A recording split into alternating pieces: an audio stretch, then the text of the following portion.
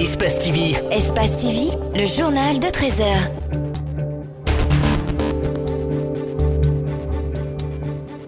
Merci de nous choisir pour vous informer. Bonjour à tous et bienvenue dans ce journal. Elle est tombée en faillite depuis 2012 pour mauvaise gestion. La Sotelgui sera bientôt relancée. Cette société sera gérée par un opérateur privé. Dans le monde, Noël s'ouvre à Bethléem, lieu de naissance de Jésus-Christ sur fond de violences meurtrières. Un arbre décoré de grenades et douilles rappelle les violences qui chaque jour endeuillent la Terre Sainte. Bonjour, des jeunes cadres guinéens viennent de suivre une formation dans le cadre du projet de rajeunissement et de féminisation de l'administration publique guinéenne.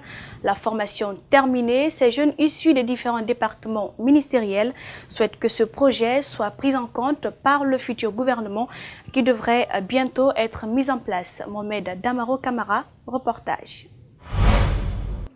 Ils étaient au total 800 jeunes formés dans le cadre du projet Rajeunir et féminiser l'administration guinéenne lancé par le président de la République. Ces jeunes sont de la 3e promotion du concours qui avait débuté en mars 2014. Leur formation a porté sur 4 modules. L'administration publique et nouveau management public, la déontologie et l'éthique de l'administration publique, la technique de rédaction et de communication administrative, et enfin l'initiation aux nouvelles technologies de l'information et de la communication. Selon un récent rapport du Programme des Nations Unies pour le développement, 44% de l'effectif de l'administration guinéenne se trouve dans la tranche d'âge entre 50 et 59 ans. Ces jeunes qui ne constituent que 46% de cet effectif souhaitent que le futur gouvernement tienne compte de ce projet de rajeunissement et de féminisation de l'administration afin de la rendre dynamique et moderne. Nous lui demandons humblement encore une fois d'agir sur le critère des compétences, mettre les personnes qu'il faut à la place qu'il faut. Et surtout, prendre des jeunes compétents, talentueux, les mettre à des postes de responsabilité. C'est pourquoi je dis haut et fort que les vieux n'ont pas d'avenir, mais n'ont que des souvenirs. Donc il doit se rabattre sur les jeunes cadres pour pouvoir impulser une nouvelle dynamique au sein de l'administration publique guinéenne pour le bien-être des populations et des usagers.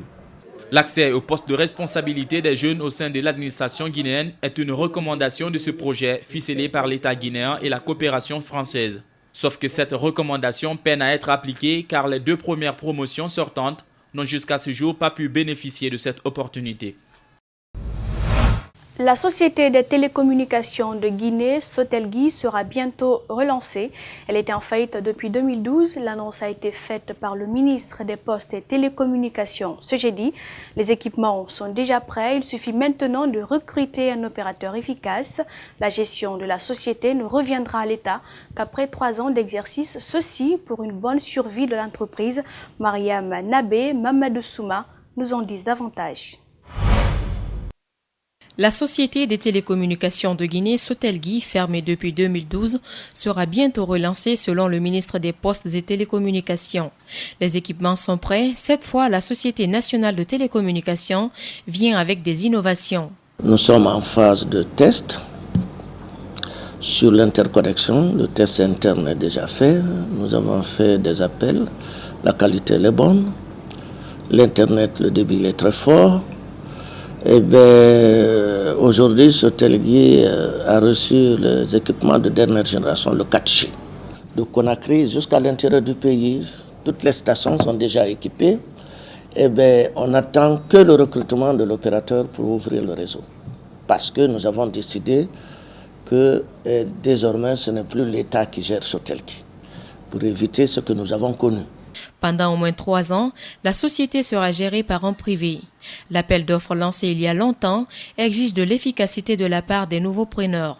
Il y en a déjà 3 qui se sont manifestés. Il y a les Américains, il y a Maroc Télécom qui s'est manifesté, mais aussi il y a un groupe franco-guinéen aussi qui s'est manifesté. Nous allons procéder à une évaluation et puis on remettra à l'opérateur qui pourra tenir la route.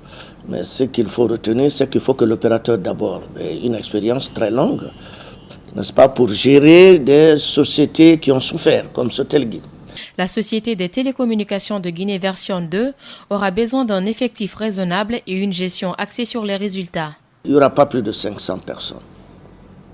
Sotelgui, dans sa version classique, il y avait 1608 personnes. 1600. Alors que pour une maison de ce genre, ce n'est pas plus de 500. Ce qui est sûr, une fois que l'opérateur est recruté, il procédera, n'est-ce pas, à sa propre stratégie de recrutement du personnel. Mais si on me demandait, j'accordais la priorité aux jeunes. Après 20 ans de vie, la Sotelgui est morte à cause de la mauvaise gestion financière de l'entreprise. Conséquence, plus de 1600 travailleurs retombent dans le chômage.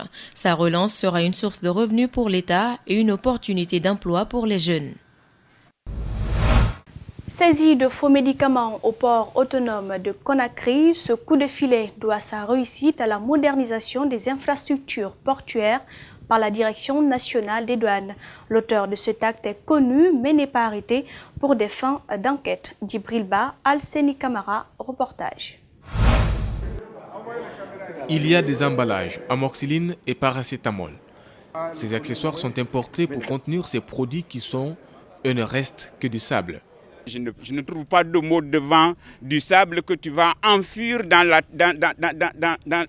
l'intestin d'un de tes compatriotes pour créer ce qu'on appelle une occlusion intestinale. Sous les 72 heures, tu vas directement à la mort.